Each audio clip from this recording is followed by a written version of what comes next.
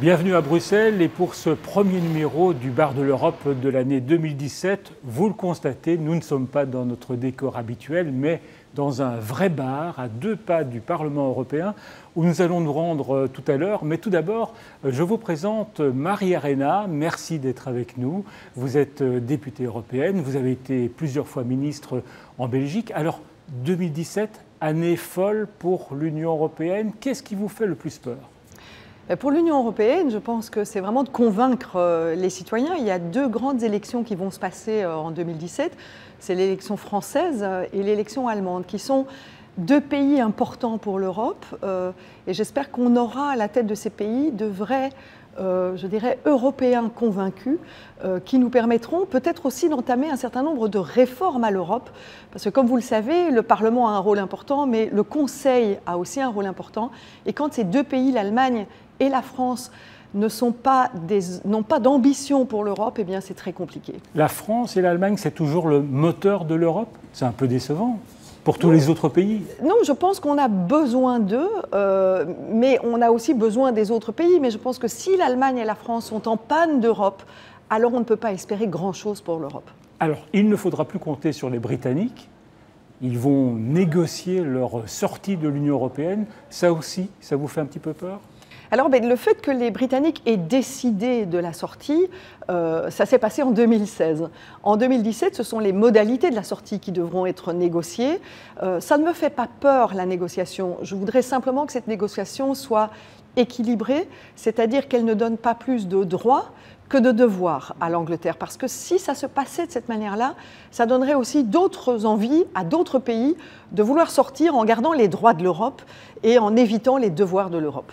Il y a environ 3 millions d'Européens qui travaillent, qui vivent en Grande-Bretagne. Est-ce que Londres ne va pas avoir la tentation de les utiliser comme otages, comme monnaie d'échange pour obtenir des avantages lors des négociations ? Alors encore une fois, je pense que ces négociations doivent être sereines, mais elles doivent être justes. Je ne suis pas d'accord que la Grande-Bretagne obtienne, je dirais, ce qu'elle veut de l'Europe sans payer ce que l'Europe lui donne. Une échéance importante pour le Parlement européen. Il va y avoir un nouveau président, mais qui ce sera ? Alors je pense qu'il est important que les institutions européennes reflètent les politiques que les citoyens demandent à l'Europe.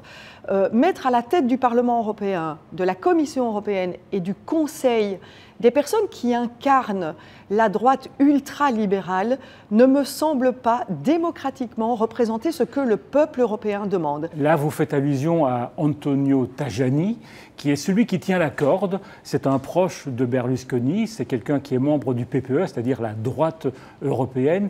Et il est l'objet de beaucoup de polémiques. Bien sûr, non seulement lui en tant que personne est sujet à des polémiques sur, par exemple, le rôle qu'il a joué sur le Dieselgate, c'est-à-dire de protéger les industriels pour, je dirais, finalement, rendre les Européens plus vulnérables, mais aussi sur des positions qu'il a eues en ce qui concerne des positions un peu sexistes sur la question du droit à l'avortement, par exemple aussi. Et donc je pense que Tajani incarne une droite conservatrice et ultralibérale. Ce que nous devons avoir dans les institutions européennes, ce sont des personnes qui puissent incarner la gauche, qui puisse incarner plus de solidarité en Europe, plus de redistribution, plus de projets de lutte contre la pauvreté. Et ça, je pense que le groupe socialiste et démocrate peut le faire à une seule condition, c'est qu'il ne s'enferme pas dans ce que nous avons vécu jusque maintenant, à savoir la grande coalition.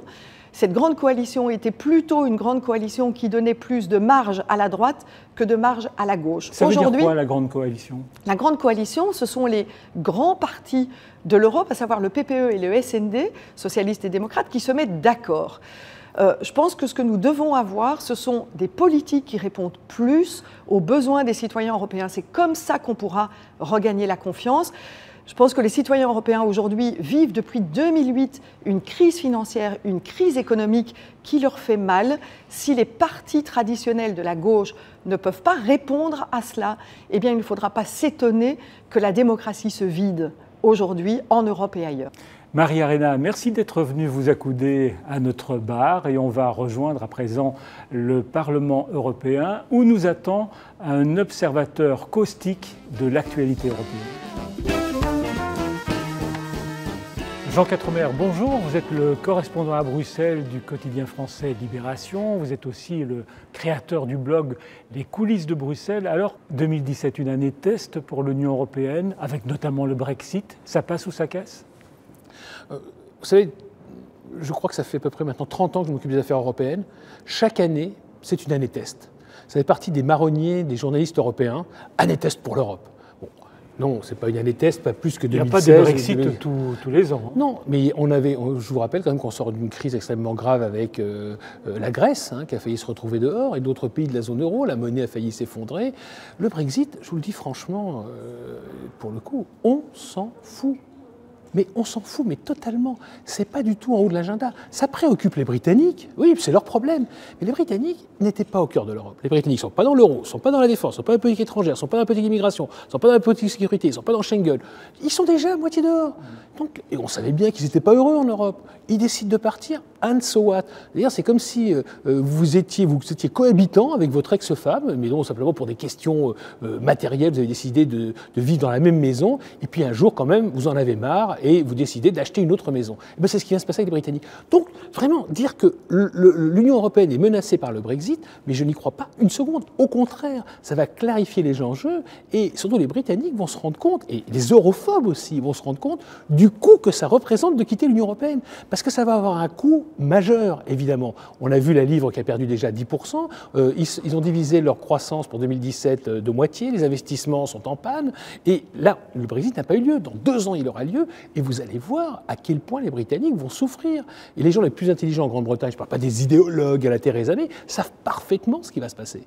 Donc, véritablement, c'est un problème britannique. Est-ce que ça menace la cohésion des 27 ? Non. En l'occurrence, tout le monde a dit on reste unis. Même les pays les plus eurosceptiques comme la Pologne, la Tchéquie, la Slovaquie, on dit « Oh là là, nous faire ça ne va pas ». Bon, il faut dire qu'on leur verse 4% par an de leur PIB en aide communautaire. Ça aide à la fidélité, on va dire. Mais dans tous les cas, aucun de ces pays n'a dit « Je vais en profiter pour suivre l'exemple britannique et on va créer une autre communauté ultra-libérale, machin, etc. » Non, tout le monde reste. Au contraire, on serre les coudes. Les Polonais demandent même une défense européenne maintenant. Donc non, 2017, c'est peut-être l'année de la relance, justement. Vous dénoncez très souvent les populistes, mais on me dit que vous êtes en train d'écrire un livre qui s'intitulerait « Les salauds de l'Europe ». Vous vous y mettez, vous aussi ? Non, « Les salauds de l'Europe », c'est un titre très provocateur, donc c'est un ouvrage qui va paraître chez Kalman Levy. Et c'est qui les salauds de l'Europe ? Ce sont des gens qui ont salopé une idée absolument merveilleuse qui est l'Union européenne. Des noms. Mais tous nos dirigeants actuels, dire que ça soit Jean-Claude Juncker, que ça soit François Hollande, la chancelière, les populistes. Enfin, moi, j'aime pas les populistes. Je veux dire, les démagogues. On va dire les démagogues à la Marine Le Pen, etc.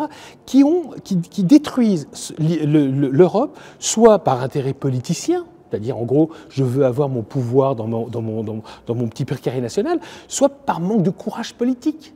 C'est-à-dire, il y a des moments où pour faire l'Europe, pour clarifier les enjeux, pour rassurer les gens, il faut faire des pas dans l'intégration. Il faut prendre des risques politiques comme Mitterrand l'a fait au moment où il a négocié le traité de Maastricht avec la monnaie unique pour ancrer l'Allemagne au sein de l'Europe. Aujourd'hui, vous avez des médiocres. Nous sommes dirigés par des médiocres. Dans le cadre de ce livre, je relisais les minutes du Congrès de La Haye de 1948. Alors, ça ne date pas d'aujourd'hui, congrès auquel assistait François Mitterrand, qui en est sorti extrêmement impressionné, parce que ce n'était pas un Européen à ce moment-là. Il faut voir la concentration d'intelligence d'une élite. Oui, je soutiens le mot élite, effectivement. Ce n'est pas des démagogues, c'était une élite qui se dit on ne va pas recommencer ce qu'on a fait, il faut qu'on consolide la paix qu'on vient d'obtenir par les armes. Donc on va faire l'Europe.